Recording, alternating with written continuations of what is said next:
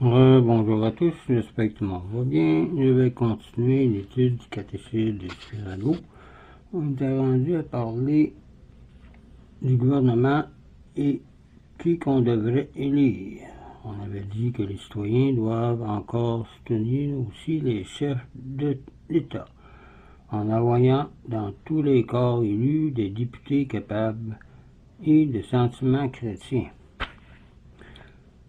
On sait qu'aujourd'hui, on parle beaucoup de laïcité à la place.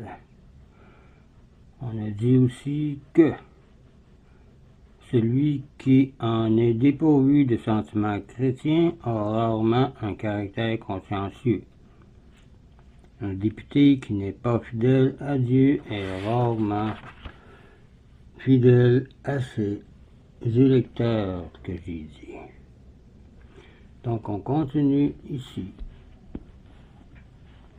sur le même sujet.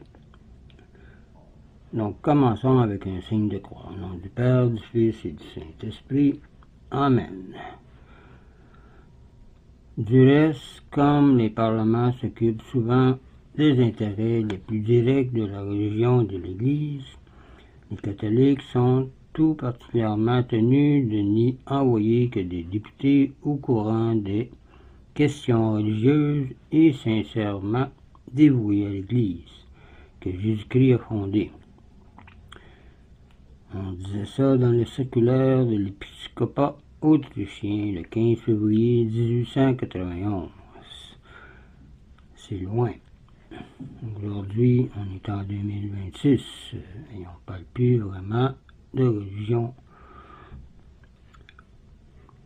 Un citoyen qui donne sa voix à un ennemi de la religion ou qui le fait passer par son abstention endosse une grave responsabilité. Les catholiques, dit l'évêque déjà cité, ne peuvent jamais en conscience élire une personne qui n'est catholique que de nom et qui méprise les lois de l'Église, qui n'assiste jamais aux saints offices, qui néglige le devoir pascal et qui s'adonne à la presse anti-religieuse, sans y être obligé par sa situation personnelle, et qui peut-être même raille et combat les institutions religieuses. Ils sont tenus d'empêcher l'élection d'un pareil candidat par tous les moyens légitimes. On doit avoir l'audace de s'opposer en prenant les armes de Dieu.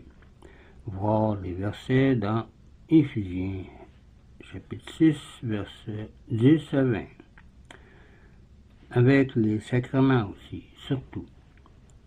Si on sait que celui ou celle qui se présente au gouvernement sans avoir l'intention de servir le peuple et d'améliorer le bien-être de chacun, il faut le disqualifier.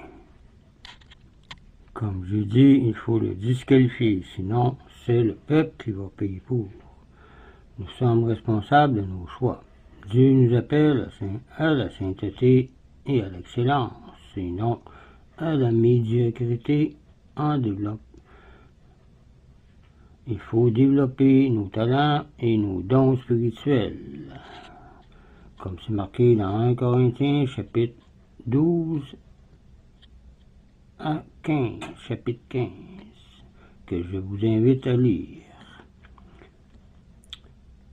Et ça parle aussi de l'espérance chrétienne, qui est résumée dans le 1 Corinthiens, chapitre 15, versets 1 à 58. Dieu nous appelle et nous éclaire,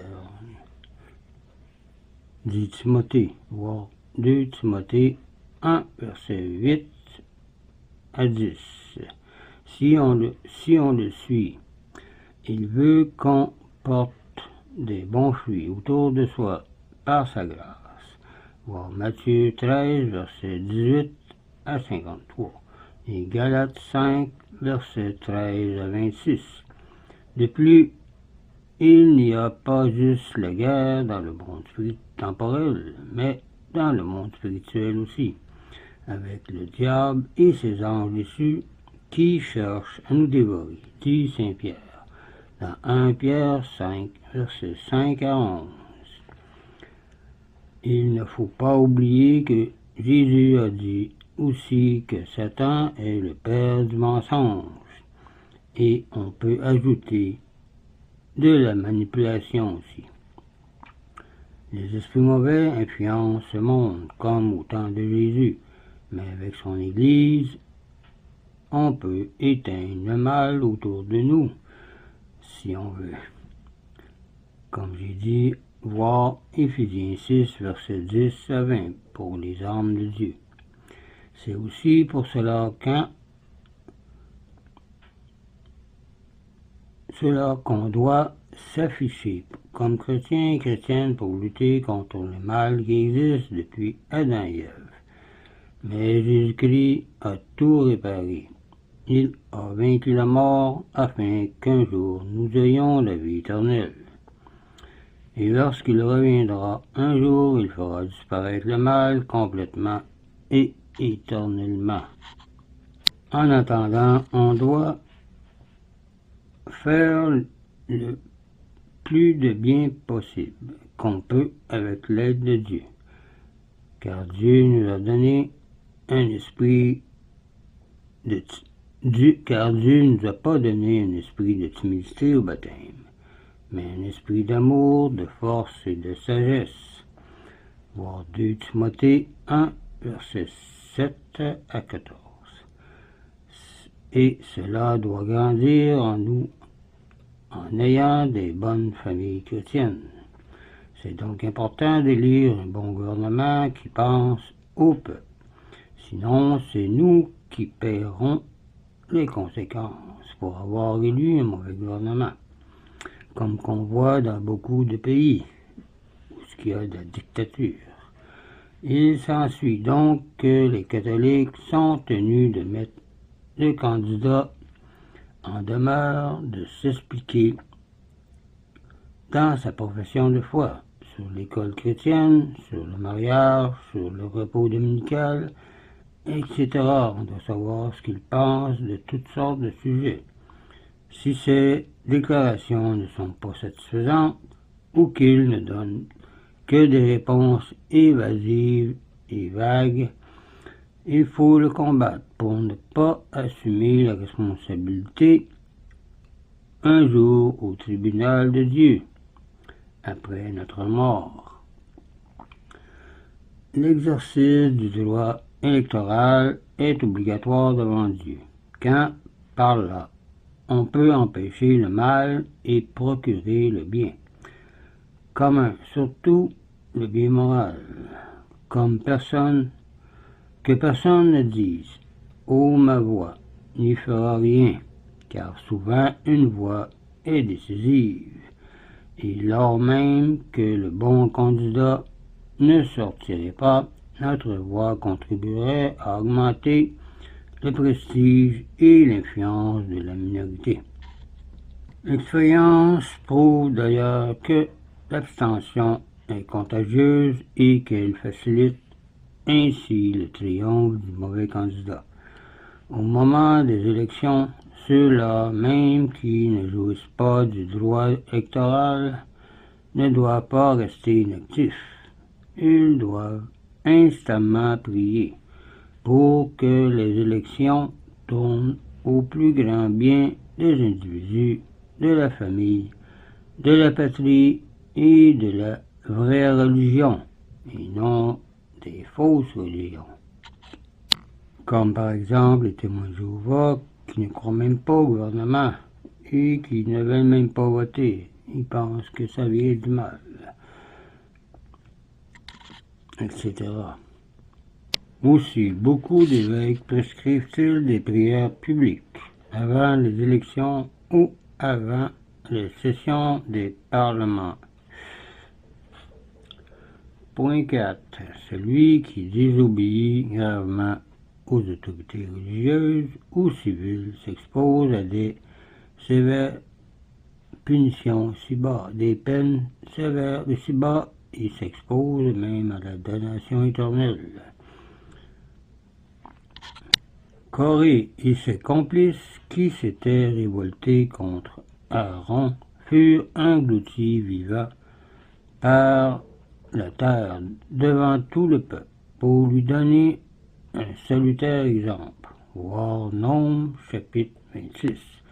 Et il est impossible d'imaginer une fin plus triste que celle d'Absalom, qui s'était révolté contre son père et son roi. Voir 2 Samuel chapitre 18. Absalom a été suspendu à un chêne. Il est resté là et il mourut. Voir l'histoire, comme j'ai dit, dans 2 Samuel chapitre 18. Shimei aussi avait jeté des pierres à David quand celui-ci s'enfuit au-delà du torrent de Cédron. Salomon lui interdit sous peine de mort de jamais le passer. Il transgressa cette défense et fut exécuté. Vous pouvez aller voir dans 1 Samuel 2, versets 16 et 17. Les tribunaux sont encore sévères aujourd'hui pour les délits graves. Celui qui résiste aux puissances résiste à l'ordre de Dieu et se rend digne de la damnation éternelle, comme c'est marqué dans Romains 13, verset 2. Donc, on va arrêter ici pour cette vidéo. La prochaine fois, on commencera 1.3 et on parlera des devoirs de l'autorité.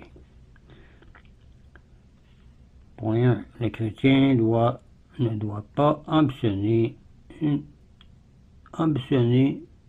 ou avoir une charge pour laquelle il manque des capacités nécessaires. Voir Ecclésiastique 7, verset 6. Donc, on continuera sur les devoirs de l'autorité la prochaine fois. Donc, je vous laisse là-dessus. Je vous dis au revoir et union de prière.